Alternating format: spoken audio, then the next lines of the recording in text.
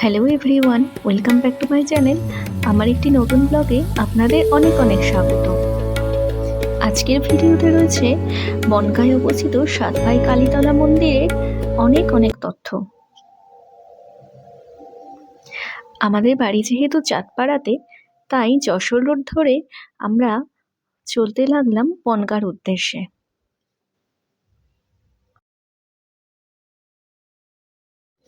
চাঁদপাড়া থেকে বনগাঁর দূরত্ব 11 কিলোমিটার।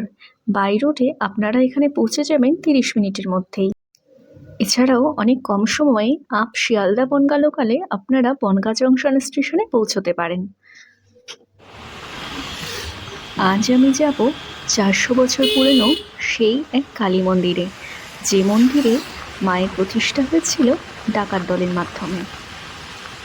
ইছামতি নদীর তীর বরাবর ছিল এক ঘন জঙ্গল।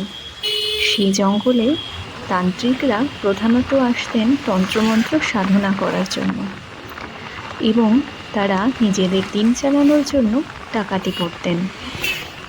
তবে কেউ কেউ মনে করেন এই ডাকাত দলেরা অতটাও খারাপ ছিলেন না, কারণ তারা অত্যাচারী জমিদার ও বিত্তশালী লোকেদের কাছ থেকে ধন সম্পদ ডাকাতি করে সাধারণ মানুষদের মধ্যে বিলিয়ে দিতেন।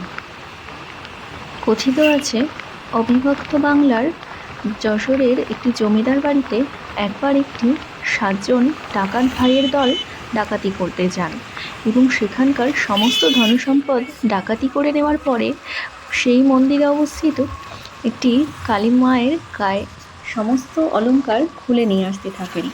হঠাৎ করে পেছন থেকে একটি ডাক আসে, সবই যখন নিয়ে যাচ্ছি তাহলে আমাকে এখানে কেন রেখে যাচ্ছিস? তখন ওই ডাকাত দল ভয় পেয়ে সেই মন্দিরের মাকে এই বনগাঁর একটি বটগাছের নিচে স্থাপন করেন এবং পূজা অর্চনা শুরু করেন। তখন থেকেই কালক্রমে এই মন্দিরের নাম হয়েছে সাতভাই কালীতলা মন্দির। যশোর রোড বরাবর বনগাঁর দিকে আস্তে আস্তে এবারে ডান হাতে বারোরপল্লীর রাস্তায় আমরা ঢুকে গেলাম এবং দেখতে পেলাম এই সুন্দর মন্দিরটি। এটি একটি লোকনাথ বাবার অপূর্ব মন্দির।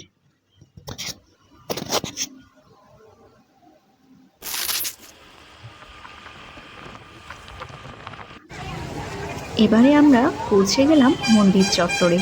দেখুন, এখানে একটি ভান্ডারা বসেছে।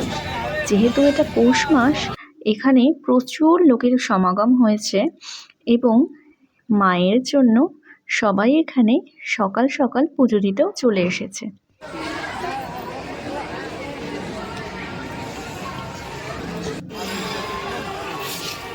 এবারে আমরা রেল ব্রিজের ওই পারে চলে যাব পুরনো একটি মন্দির দর্শন করার জন্যে। এই ব্রিজটির উপর দিয়ে ভারত ও বাংলাদেশের এক্সপ্রেস ট্রেন নিয়মিত যাতায়াত করে।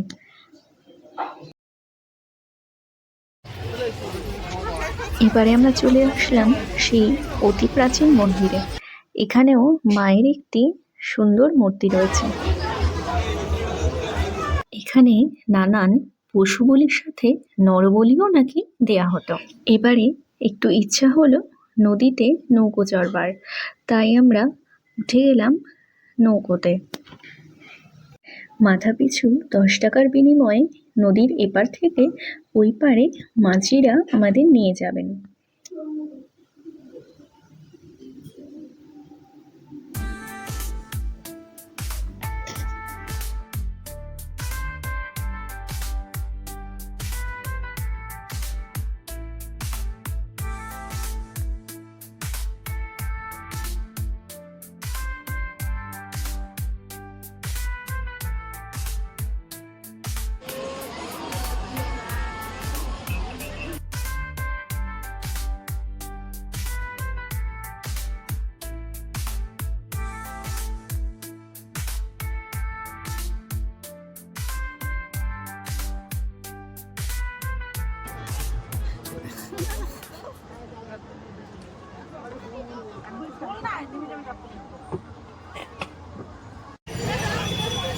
এবারে আমরা মন্দিরে চলে আসলাম পুজো দেওয়ার জন্য।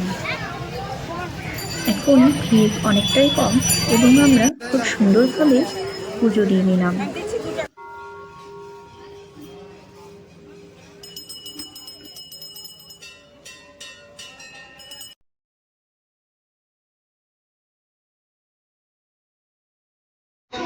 যেহেতু পৌষ মাসে সাতভাই কালীতলায় মেলা বসে, তাই আমরাও একটু মেলার দিকটা ঘুরে আসবো।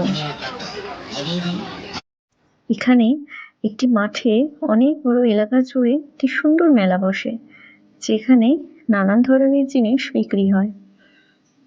আমরা প্রথমেই খাওয়া দাওয়া দিয়ে শুরু করে দিলাম।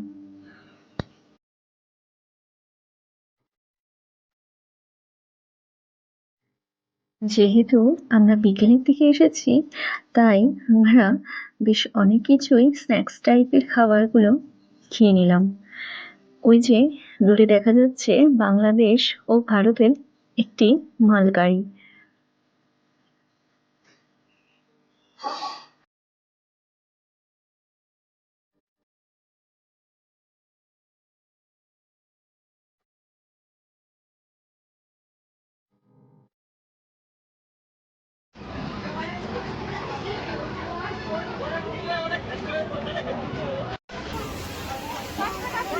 মেলা ঘুরে আসার পরে আবারও আমরা মায়ের একবার দর্শন করে বেরিয়ে পড়বো বাড়ির উদ্দেশ্যে।